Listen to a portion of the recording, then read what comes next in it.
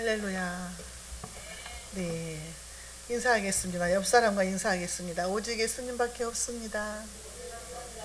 네, 방 안에도 인사하세요. 오직 예수님밖에 없습니다. 네, 예수님밖에 없는 줄로 믿습니다. 네, 오늘은 이제 사사기 다 끝나고 룻기서에 들어갔어요. 룻기서는 1장에서 4장까지 있는데 사사시대 얘기예요. 사사시대에 베들레헴이라는 작은 마을에서 그 엘레멜렉이라는 사람의 한 가정 얘기예요. 한 가정의 얘기인데 이제 한 가정에 이제 어려움과 또 두 가부 며느리와 또 시어머니 막 이런 얘기들이에요. 그래서 우리하고 조금 아주 밀착된 얘기인 것 같습니다. 이 시대는 아마도 기드온 시대 같다 이렇게 학자들이 얘기를 하고 있습니다. 배경이. 자, 룻기 1장은 이제 다윗 왕가의 혈통을 이어간 그 다윗 왕가의 혈통을 입고 또 예수 그리스도의 조상이 되는 그런 영광을 얻게 되는 그 모압 출신 여자 룻이 이제 등장을 하게 되는 거죠. 그래서 이 룻기서를 통해서 우리가 하나님의 뜻을 알 수 있는 것은 그냥 며느리와 시어머니 얘기다 그런 것이 아니라 하나님의 뜻은 이방인에게도 구원이 있다. 응? 이스라엘 백성들은 자기들만 구원을 얻을 거라고 생각을 하지만 하나님의 뜻은 모든 민족에게 구원의 그 기쁜 소식을 전해준다는 거죠. 이 말씀이. 그래서 이방 여인, 모압 여인에게도 구원이 있다는 것을 룻기서에서 말씀을 해주시는 거예요. 그러니까 누구든지 하나님 앞에 나오면 구원받는다. 그런 말씀이 되겠습니다. 그래서 오늘 말씀을 통해서 저와 여러분들에게 큰 은혜와 깨닫는 지혜가 있으시기 바랍니다. 자, 첫 번째로는 엘리멜렉과 그 가족들이 모압 지방으로 이민을 가게 됩니다. 자, 1절 보겠습니다. 사사들이 치리하던 때에 그 땅에 흉년이 드니라. 유다 베들레헴의 한 사람이 그의 아내와 두 아들을 데리고 모압 지방에 가서 거류하였는데, 사사들이 치리하던 때는요, 사사기를 말하는 건데, 이 시대는 어떤 시대라고 했냐? 하나님을 알지 못하는 시대다 그랬어요. 사사기 2장 10절에서 그 세대 사람들은 그 조상들이 다 죽고 그 이제 후손들이 남았는데 이 후손들을 다른 세대라 이렇게 말을 했다고 했잖아요. 그래서 이 다른 세대는 하나님을 알지 못해. 여호와 하나님을 알지 못하고 또 이스라엘의 하나님께서 행하신 그 일들도 하나도 모른다는 거예요. 너무 이게 비참한 일인 거예요. 하나님이 얼마나 많은 역사를 행했어요.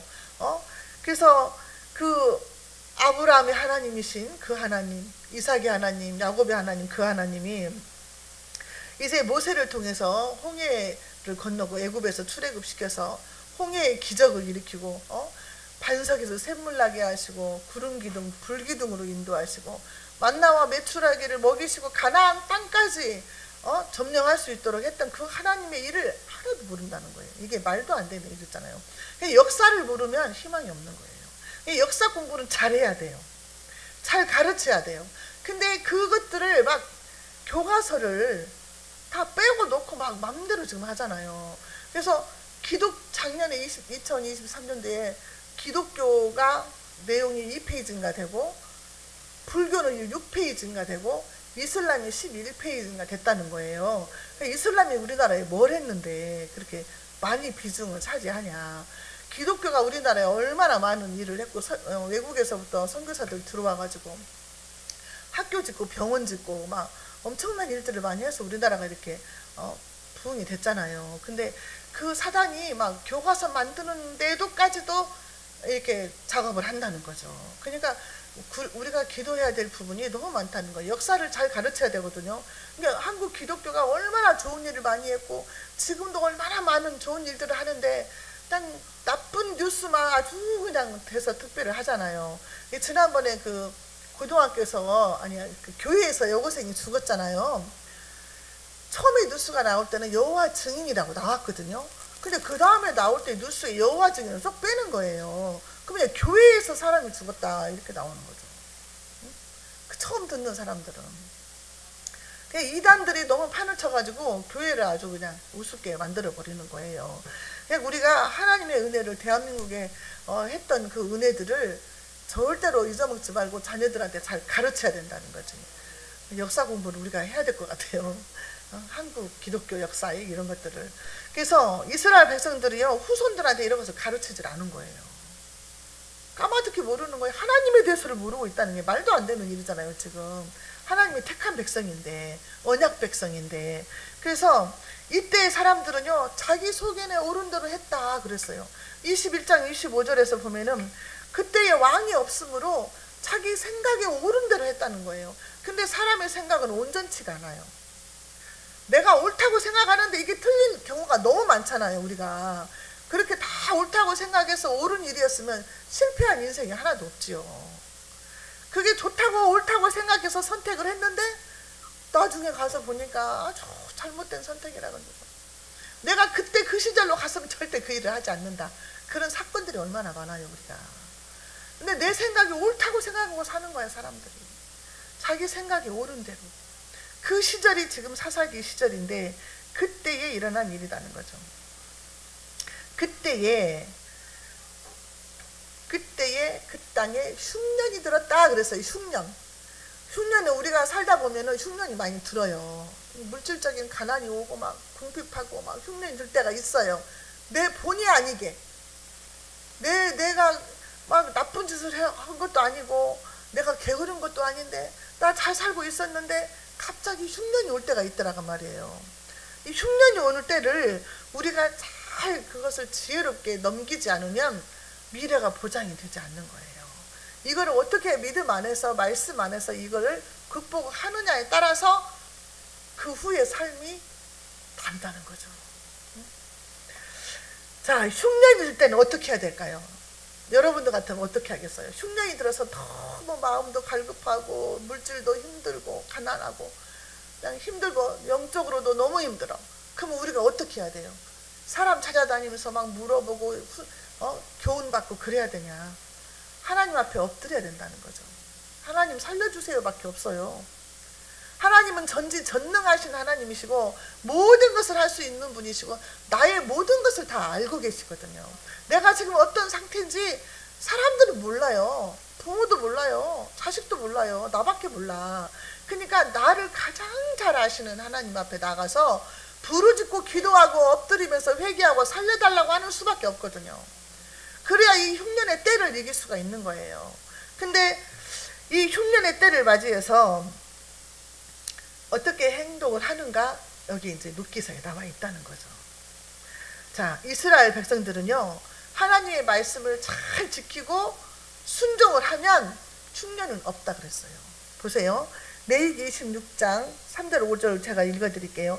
너희가 내 규례와 계명을 준행하면 내가 너희에게 철따라 비를 주리니 그 땅은 그 산물을 내고 밭의 나무는 열매를 맺으리라. 너희의 타작은 포도 딸 때까지 미치며 너희의 포도 따는 것은 파종할 때까지 미치리니 너희가 음식을 배불리 먹고 너희의 땅에 안전하게 거주하리니. 너희가 하나님 말씀에 순종만 해봐라. 내가 먹고 사는 거 지장 없게 하고 평안하고 안전하게 너를 지켜줄 것이다. 하나님의 약속이에요 이게. 근데 우리가 순종하지 못하는 그런 일들 가운데에서 흉년이 오게 된다는 거예요. 흉년이. 이게 하나님의 약속이거든요. 불순종하면 어떻게 되냐. 레위기 26장 18절 20절에 또 만일 너희가 그렇게까지 되어도 내게 청정하지 아니하면 너희의 죄로 말미암아 내가 너희를 7배나 더 징벌하리라. 내가 너희의 세력으로 말미암은 교만을 꺾고 너희의 하늘을 철과 같게 하며 너희 땅을 녹과 같게 하리니 너희의 수고가 헛될지라. 땅은 그 산물을 내지 아니하고 땅의 나무는 그 열매를 맺지 아니하리라.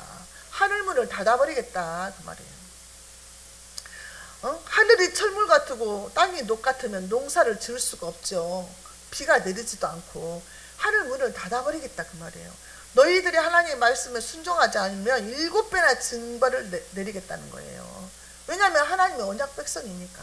하나님의 하나님의 자녀니까 그렇게 하겠다는 것이에요.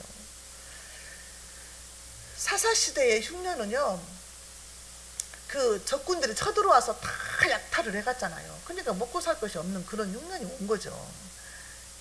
그래서 이제 엘리멜렉이라는 가족이 모압 땅으로 이민을 가는 거예요. 이사를 가는 거예요. 자, 엘리멜렉이라는 것은 여호와가 왕이시다 그 뜻이거든요. 하나님이 왕이시다는 뜻을 아주 좋은 이름을 가진 거예요, 엘리멜렉이. 근데 이제 온 가족이 모압 땅으로 이사를 가는 거예요. 이 모압 땅은 우리가 많이 배웠잖아요. 요단 동편. 요단 동편에 위치한 루벤 지파와 인접한 땅에 있다 이렇게 나와 있어요. 자, 근데 이 모압 땅은요, 하나님을 믿지 않는 땅이에요. 하나님을 모르는 땅이에요. 그래서 이 모압 땅은 사건이, 민수기 25장에 사건이 있었어요. 이스라엘 백성들이 모압 땅에서 잠시 있을 때에 이스라엘 시뜸에 25장 1절 3절 제가 읽을게요. 이스라엘이 시뜸에 머물러 있더니 그 백성이 모압 여자들과 음행하기를 시작하니라. 그 여자들이 자기 신들에게 제사할 때에 이스라엘 백성을 청하여 백성이 먹고 그들의 신들에게 절함으로 이스라엘이 바알부올에게 가담한지라. 여호와께서 이스라엘에게 진노하시니라 그랬어요. 그래서 여기서 24,000명이 연병으로 죽었어요. 우리가 이제 민수기서에서 배웠잖아요. 그래서 그 모압 땅에서, 모압 땅은 그모스 신을 섬기고 바알부올을 섬기는 민족이거든요. 그래서 이스라엘 백성들이 그 땅에서 있는 동안에 모압 여자들하고 간음하고 그들이 제사 지내면서 초청을 하니까 가서 먹으면서 절하고 그 바알부올을 섬기는 것이 돼버린 거죠. 우상 숭배를. 그래서 하나님이 연병으로 24,000명이 죽게 했던 땅이 바로 모압 땅이다 그 말이죠. 그러니까 그 땅으로 이사를 가게 됐다는 거죠.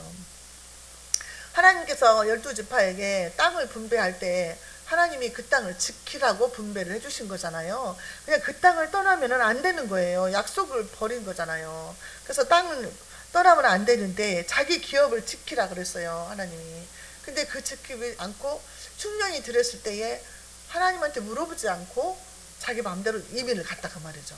이민 같은 거 가려면 엄청나게 기도를 많이 하고 응답받고 가야 돼요, 사실은. 자, 그렇게 해서 갔는데, 자, 엘리멜렉의 가족이 어떻게 됐냐. 자, 엘리멜렉이고 부인이 나옴이죠. 두 아들이 있었죠. 두 아들이 누구예요? 말론과 기륜이잖아요. 자, 2절에 보면 그 사람의 이름은 엘리멜렉이요 그의 아내의 이름은 나옴이요 그의 두 아들의 이름은 말론과 기륜이니 유다 베들레헴 에브라 사람들이더라. 그들이 모압 지방에 들어가서 살더니, 이 엘리멜렉이 3절에서 죽어요. 자, 나오미의 남편 엘리멜렉이 죽고 나오미와 두 아들만 남았어요. 자, 이민을 갔는데 남편이 죽었어요. 이사를 갔는데 그쪽으로. 그러면 어떻게 해야 되나? 남편도 없는데, 여자들이 그때 먹고 살 직장도 없고 벌어먹고 살 힘도 없는데, 두 아들 장가도 안 간 상태인데 나오미는 이때 어떻게 했어야 될까? 어떻게 했을까요? 근데 거기에서 나오미가 어떻게 했냐면 4절 볼까요? 그들은 모압 여자 중에서 그들의 아내를 맞이하였는데 하나의 이름은 오르바요 하나의 이름은 누시더라. 그들이 거기에 거주한 지 10년쯤에 이렇게 나와 있잖아요. 남편이 죽고 없는데 두 아들만 남았잖아요, 자기하고. 근데 그 며느리를, 모압 여자들을 며느리로 삼은 거예요. 이방 신을 섬기는 여자들을 며느리로 맞이한 거예요. 근데 이거 하나님이 안 기뻐하는 일이잖아요. 왜 하나님이 이방 여자들하고 결혼하는 걸 싫어하냐? 우상을 섬기기 때문에 싫어한다고 했잖아요. 근데 그 모압 여자들을 2명을 며느리로 삼아서 거기에서 몇 년을 살았어요? 10년을 사는 거예요. 10년을. 자, 10년을 살았는데 이 모압이라는 나라는요, 모압과 암몬이 누구 후손이에요? 아브라함의 조카 노세 딸들을 통해서 낳은 암몬과 모압이잖아요. 그래서 암몬과 모압은 하나님이 영원토록 이스라엘 총회에 들어오지 못하게 했어요. 왜냐하면은, 자, 4절에 보면은 그들은 너희가 애굽에서 신명기 23장 4절이에요. 그들은 너희가 애굽에서 나올 때에 떡과 물로 너희를 길에서 영접하지 아니하고 메소포타미아의 부돌 사람 부올의 아들 발람에게 뇌물을 주어 너희를 저주하게 하려 했으나 그랬잖아요. 자, 아브라함과 조카 롯은 한 핏줄이잖아요. 조카니까.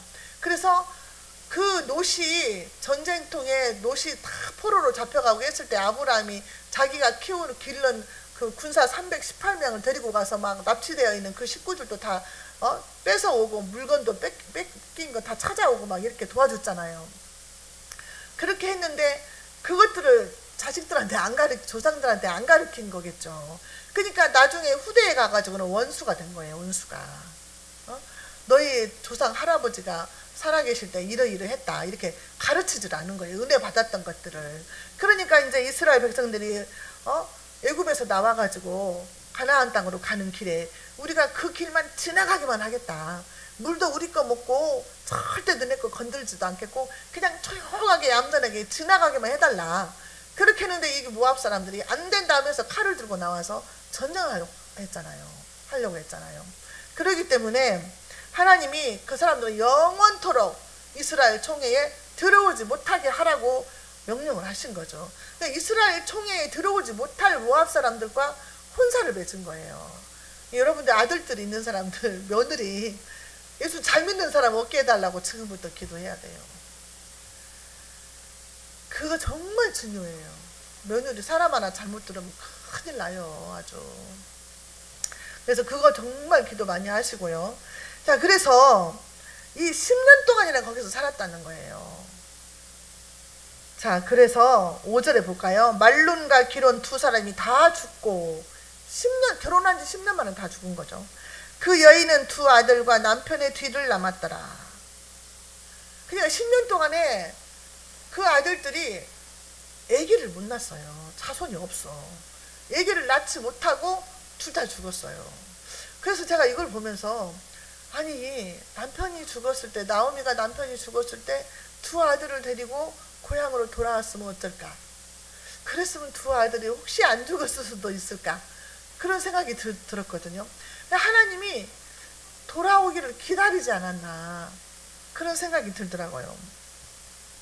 그래서 이제 누구냐면은 큰아들의 부인이에요. 큰며느리예요. 룻기 이제 4장 10절에 그게 나와 있는데 두 과부와 시어머니 과부 이렇게 과부 셋이 남은 거예요. 그래서 이걸 이제 보면은 우리가 욥이 엄청난 남자 중에서는 시험을 당했잖아요. 환난을 당하고. 근데 여자 중에서는 나오미가 정말 시험을 당했다. 환난을 당했다. 아니 어떻게 남편도 죽고 젊은 두 아들까지 죽고 혼자 남을 수가 있냐. 이것같이 큰 고난과 시험은 없을 것 같다는 생각이 들더라고요. 자, 그래서 이제 두 아들도 죽고 두 며느리 과부와 시어머니 이제 과부가 남았어요. 셋이. 자, 어떻게 됐냐. 나오미와 룻이 이제 그때서야 이제 베들레헴으로 고향으로 돌아오게 됩니다. 이제 6절 보겠습니다. 그 여인이 모압 지방에서 여호와께서 자기 백성을 돌보시사 그들에게 양식을 주셨다 함을 듣고 이에 두 며느리와 함께 일어나 모압 지방에서 돌아오려고 하였다 그랬어요. 자, 소문을 들었다 그래요. 소문을. 먼 타국에서 정말 불쌍한 신세가 되고 처량한 신세가 되었는데 소문이 들려왔다는 거예요. 기쁜 소식이 들려온 거예요. 이것은 여호와 하나님이 자기 백성을 돌보신다. 자기 백성을 돌보신다. 여호와 하나님이 이스라엘 백성들이 흉년을 다 거두어가시고 먹을 양식을 주시고 돌보신다는 소식이 들렸다는 거예요. 이건 기쁜 소식인 거죠. 복음의 소식인 거예요. 희망이 있는 거예요. 희망이. 이 소식을 듣는 거예요. 멀 타국에서.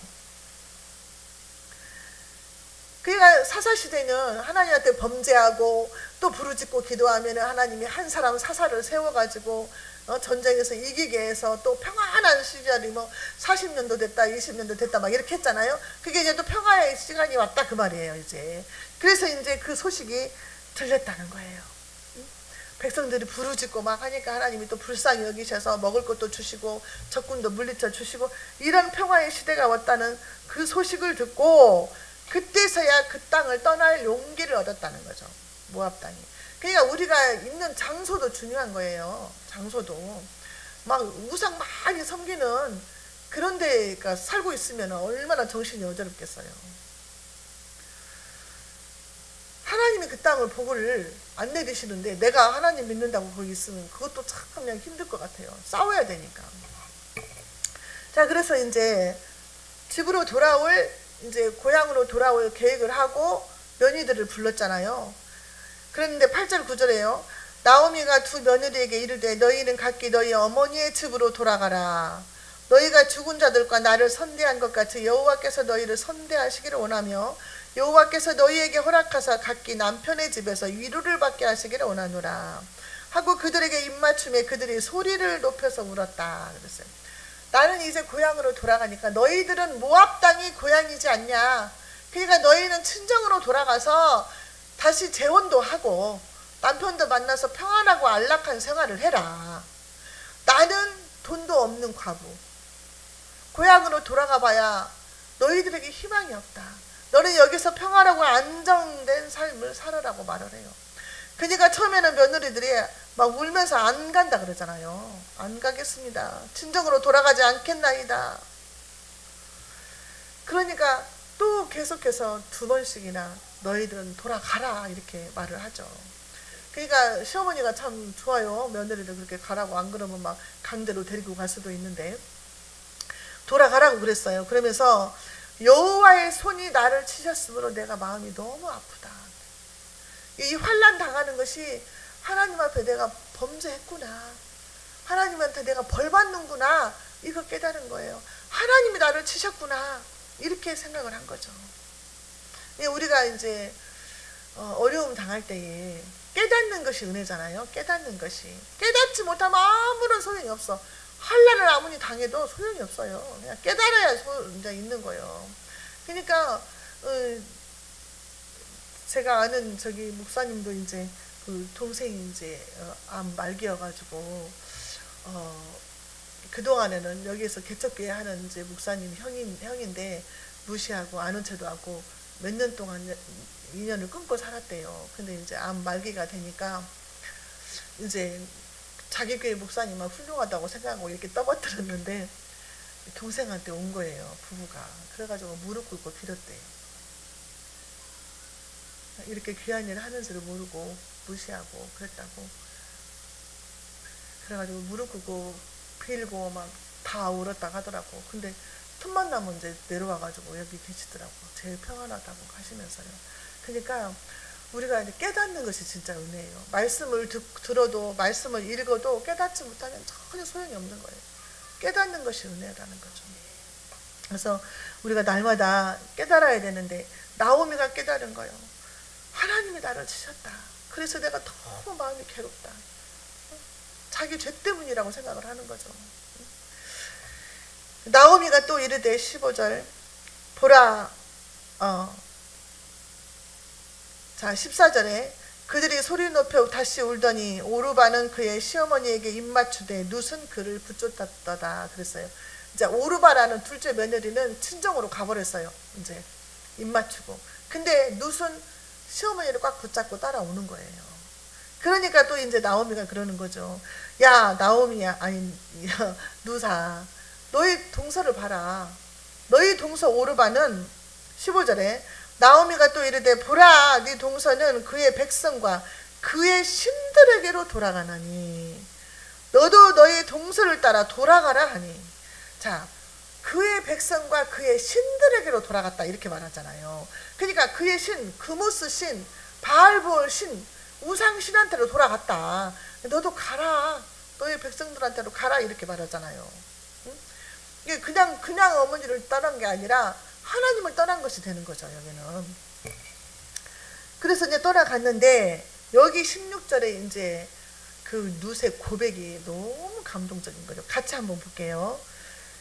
룻이 이르되 내게 어머니를 떠나며 어머니를 따르지 말고 돌아가라 강권하지 마옵소서. 어머니께서 가시는 곳에 나도 가고 어머니께서 머무시는 곳에 나도 머물겠나이다. 어머니의 백성이 나의 백성이 되고 어머니의 하나님이 나의 하나님이 되시리니. 와, 아니 모압 여인인데 10년 동안 시어머니가 사는 동안에 완전히 성령의 사람이 된 거예요. 이게 하나님한테 대한 신앙 고백을 하게 되는 거예요. 어떻게 이럴 수가 있냐. 응? 나도 우리 며느리가 이렇게 고백을 하면 좋겠죠. 다. 그쵸? 어머니 하나님이 나의 하나님이고, 어머니가 17절 또 더 감동적이에요. 어머니께서 죽으시는 곳에서 나도 죽어 거기 묻힐 것이라. 내가 만일 죽는 일 외에 어머니를 떠나면 여호와께서 내게 벌을 내리시고 더 내리시기를 원하는지라. 그모스가 벌을 내리는 게 아니라 여호와께서 벌을 내리실 것이다. 이렇게 말을 하는 거예요. 그에게 이제 신은 하나님이 되는 거죠. 여호와 하나님만이 자기 신이 된 거예요. 아니, 시어머니는 지금 집도 없고 돈도 없고 과부이고 정처 없이 헤매는 그런 인생인데 하나님을 보고 따라가겠다는 거예요. 어머니 하나님이 내 하나님인데 가라고 하지 말아라. 어머니 가는 곳에 나도 가고, 어머니가 잠자는 곳에 나도 자고, 어머니가 죽어서 묻힐 곳에 나도 묻히겠다. 이렇게 말을 하는 거죠. 이런 며느리들 다 얻으시기 바랍니다. 사위들도 그래야 돼요. 자, 그래서 이것은 룻이 이제 여호와 하나님을 믿는 신앙 고백을 하는 거예요. 그러니까 이방 사람인데도 하나님이 그 믿음을 주신 거예요. 하나님이 역사를 써가시는 거예요. 지금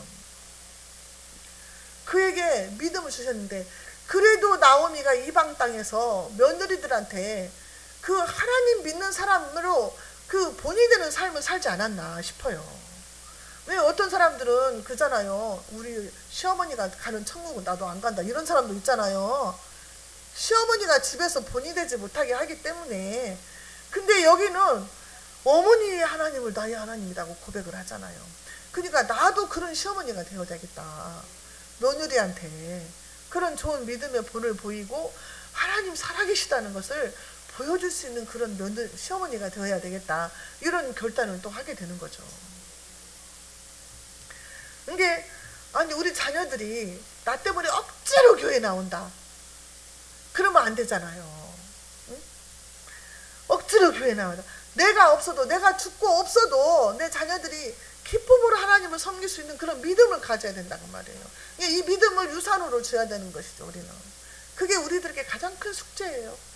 하나님이 나에게 자녀를 주셨을 때에 너는 이 자녀들을 믿음으로 키우라고 주신 거거든요. 그냥 그게 숙제라고 말해요. 숙제. 우리는 숙제를 잘 해야 될 줄로 믿습니다. 오직 예수님 신앙으로 살 수 있도록 우리가 얘들을 그렇게 가르쳐야 돼요. 그러려면 어떻게? 우리가 몸으로 보여야 되는 거예요. 행동으로. 그 말씀에 우리가 순종하는 모습을 보여야 되는 거예요. 룻은 나오미의 하나님을 발견한 거예요. 아, 우리 시어머니가 믿는 하나님은 이런 하나님이구나. 이걸 발견하게 된 거예요.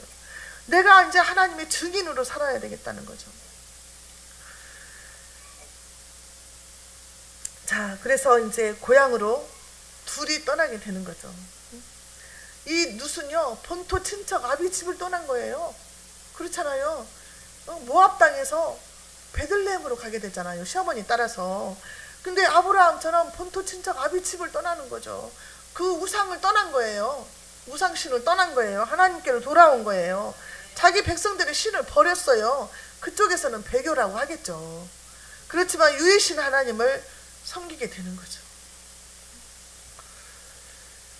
우리가 어떤 환난과 어려움이 있어도 이 신앙의 빛을 잃어버리지 말아야 돼요.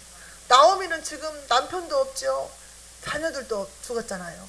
그 상황 가운데서도 며느리한테 그 본을 보였다는 거잖아요. 그러니까 우리가 어떤 순간에서도 예수 그리스도의 신앙의 그 빛을 잃어버리지 않아야 된다는 거죠. 자, 그래서 이제 결단을 하게 되죠. 고향으로 돌아오게 됩니다. 자, 고향 베들레헴으로 돌아오게 되는데, 자, 베들레헴은 떡집이라는 뜻이 있어요. 열매를 맺다는 뜻이 있고, 그래서 얼마나 복된 곳이에요. 예수님이 베들레헴에서 태어나잖아요.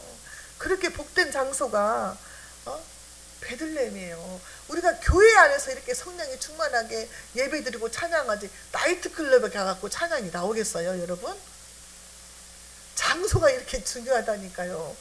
교회는 하나님의 이름이 있는 곳이라 그랬어요. 내 이름을 여기에 두었다. 내 눈길이 여기에 있다 그랬어요. 그러니까 우리가 교회를 가까이 해야 된다는 거예요. 맨날 예수 믿는 사람이 점집 가고 무당집 가면 귀신이 들어가죠. 응? 그러니까 장소가 이만큼 중요하다는 거예요. 거룩한 백성은 거룩한 장소에 가 있어야 돼요. 있어야 할 곳에 있어야 된다 그 말이죠. 자, 그래서 이제 10년이 지난 후에 겉으로 볼 때는 얼마나 초라하고 정말 망해버린 거짓골로 두 과부가 베들레헴으로 돌아가게 되는 거예요. 그냥 온통 소란이 일어났다 그랬어요. 10년 만에 남편도 없지, 두 자식도 없지, 이런 초라한 모습으로 돌아오게 되는 거죠. 19절 볼게요. 이에 그 두 사람이 베들레헴까지 갔더라. 베들레헴에 이를 때에 온 성읍이 그들로 말미암아 떠들며 이르기를 이가 나오미냐 하는지라. 나오미를 다 알아보는 거예요. 그 사람들이. 그 나오미가 남편과 두 아들과 같이 모압으로 떠났는데 10년 만에 돌아왔는데 너무너무 초라한 모습으로 과부가 돼가지고 이렇게 돌아왔는 거예요. 이게 나오미냐? 네가 나오미 맞냐? 이렇게 물어보는 거죠. 온 성이 그냥 떠들썩하게 소란이 일어났다 그랬어요. 그래서 20절에 그러죠. 나오미가 그들에게 이르되 나를 나오미라 부르지 말고 나를 마라라 부르라. 이는 전능자가 나를 심히 괴롭게 하셨음이니라. 나오미라는 뜻은요, 희락이라는 뜻이에요. 기쁨, 희락이라는 뜻인데 마라는 뭡니까? 쓰다는 거잖아요. 괴로움이라는 거예요. 슬프고 괴로움. 그러니까 내가 희락이 아니다는 거예요. 나는 지금 너무 괴롭고 슬프다는 거예요.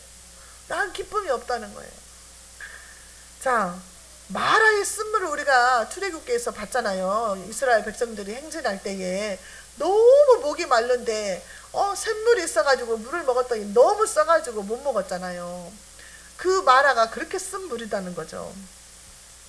그러면서 21절에 볼게요. 내가 풍족하게 나갔더니 여호와께서 내게 비어 돌아오게 하셨느니라. 여호와께서 나를 징벌하셨고 전능자가 나를 괴롭게 하셨거늘 너희가 어찌 나를 나오미라 부르느냐. 아니, 우리는 지금 엘리멜렉 그 가정이 흉년이 들어서 먹고 살 것이 없어서 모압으로 이사 갔다고 지금 생각을 했잖아요. 근데 풍족한 게 나갔다는 거예요. 돈이 많이 갖고 나갔다는 거잖아요. 지금 돈을 많이 갖고 나갔는데 다 허비하고 빈손으로 왔다는 거잖아요. 아니, 그러면 돈이 많았는데 이민을 갔다는 거잖아요. 지금 먹고 살기 위해서 간 게 아니라. 예전에는 부자였으나 지금은 가난하게 됐다는 거예요. 떠날 때는 남편도 있고 두 아들도 있었으나 재물도 있었으나 돌아올 때는 빈손으로 과부가 되어서 돌아왔다는 거예요. 상상할 수도 없는 일이 벌어진 거예요. 근데 그 하나님은 가난하게도 하시고 부하게도 하시는 분이 하나님이시거든요. 근데 하나님의 손바닥 안에 저희가 있는 거예요. 그러니까 나를 하나님이 부하게도 하시고 가난하게도 하시고, 이 한나가 노래 부를 때 한 말인데 그런 하나님이시다는 거죠. 근데 그 전능자 하나님이 나를 징벌했다는 거예요. 징계했다는 거예요. 징계. 책망했다는 거죠. 내가 죄를 지어서 하나님이 나를 징계했다, 이렇게 하는 거예요. 그냥 하나님이 징계를 달게 받겠다는 거죠. 이 말은 나를 마라라고 불러라, 희락이라고 부르지 말아라, 나옴이라고 부르지만 나는 너무 고통스럽다는 거죠. 이 고통이 하나님께로부터 왔다는 거예요. 왜냐하면 내가 죄를 지어서. 그 하나님이 벌을 주시는 대로 나는 겸손히 받겠다, 이 말이죠. 욥기 13장 26절에 보면은요, 주께서 나를 대적하사 괴로운 일들을 기록하시며 나로 나의 어렸을 때에 지은 죄를 받게 하시오며, 이렇게 되어 있더라고요. 그러니까 우리가 어렸을 때에 지은 죄, 많이 회개하지 못한 죄가 있어도 하나님께서 그걸 깨닫게 하시려고 이렇게 하실 수도 있다, 이렇게 나와 있다는 거죠. 근데 하나님은요, 자기 백성들을 징계하시지 자기 백성 아니면 징계도 안 해요. 우리가 자식 키울 때, 아니 너무 자식이 무슨 범죄를 하든 마약을 하든 뭐 하든 우리 텔레비에서 보는 사람들 하든지 말든 우리가 상관할 수가 없잖아요. 내 새끼가 만약에 그러면 가만 안 두잖아요. 그런 것처럼 때리고 막 징계하고 그러죠. 근데 다른 사람들이 우리가 그랬다가 우리가 잡혀 들어가요. 할 수가 없잖아요. 하나님은 자기 새끼니까, 저와 여러분들 내 자식이니까 하나님이 징계도 하신다는 거예요. 왜냐하면 깨닫게 하시려고, 천국 가게 하시려고. 이렇게 놔두면 안 되니까. 그래서 징계하신다는 거예요. 그러니까 징계를 받을 때 우리가 겸손하게 그냥 기쁨으로 받아야 된다는 거죠. 자, 22절, 나오미가 모압 지방에서 그의 며느리 모압 여인 룻과 함께 돌아왔는데 그들이 보리 추수 시작할 때에 베들레헴에 이르렀더라. 베들레헴이 떡집인데 그것도 언제 돌아왔다? 추수할 때 돌아왔다. 그럼 먹을 것이 많다 그 말이에요. 가정을 고향으로 돌아오면 산다 그 말이에요. 살아. 왜냐하면 하나님이 지배하시는 땅이니까. 복 있는 사람 옆에, 신앙생활 잘하는 사람 옆에 붙어야 돼요 우리가. 그러니까 이 룻도 시어머니 이제 밑에 붙어가지고 따라왔잖아요. 엄청나게 복을 받는 거예요. 복 있는 사람 옆에 붙어야 해요. 제가 이제 그 동생 식당 가잖아요. 앉아있으면 막 손님들이 막 들어와요. 그러면 우리 동생이 막, 언니가 맨날 출근을 해야 하겠다고 나만 오면 손님들이 온대요. 근다고 출근을 맨날 했으면 좋겠대요. 그래서 내가 복이 있어서 그래요. 내가 그러거든요. 복 있는 사람이 가면은 막 가는 데마다 손님들이 많이 온다고 하잖아요. 그래서 이제 하나님께서 회개하고 돌아오는 나오미가 베델이라는 떡집에 추수할 때 왔으니 먹고 살 걱정은 없게 된 거죠. 하나님이 책임지시겠다는 거죠. 이 모습을 보면 우리가 성경에서 또 다른 사람을 생각하게 되죠. 탕자를 생각하게 되죠. 탕자가 그 아버지의 재산을 가지고 타국에 가가지고 그냥 다 써버리고 낭비하고 거지가 돼갖고 돌아왔잖아요. 응? 이 모습이 비슷한 거예요. 응? 자, 이제 나오미는 하나님의 보호하심과 축복을 받게 되는 그 시점에 오게 된 거죠. 자, 룻기는 암흑 속에서 사사기 시절을 보내던 이스라엘 백성들에게 새로운 소망의 빛을 보여주는 책이에요. 그래서 하나님은 언제나 이스라엘 백성들이 그냥 죄짓고 범죄하고 그래서 징계를 하더라도 떠나지 않고 항상 지켜보고 계신 거예요. 그래서 그들이 부르짖기만 하면 오냐 하고 들어주시고 오냐 하고 해결해 주시고, 우리가 부르짖고 기도하기만 하면 하나님이 해결해 주시는 거예요. 근데 기도를 안 하는 거지. 기도를 사람들이 많이 안 하는 거예요. 그리고 낮아지고 겸손해지고 깨달아야 되는데 깨닫지를 못하는 거예요. 그렇기 때문에 하나님이 일을 하실 수가 없는 경우가 있다는 거죠. 자, 우리의 인생이요, 살다 보면은 흉년이 올 때가 있어요. 어둠도 올 때가 있고 그냥 몸이 아프고 병들 때도 있어요. 어떤 목사님이 허리를 다쳐가지고는 아이고 이제 허리 아픈 사람 속을 알겠대야. 한번 허리가 안 아파봤는데 이제 나이가 먹으니까 일을 좀 하니까 허리가 아프대. 하고 그냥 허리 아픈 사람 속을 이제 알겠다 이러더라고요. 그러니까 이제 병도 들기도 하고 돈을 뜯기기도 하고 막 이런 이제 살다 보면은 이런 흉년들이 올 수 있어요.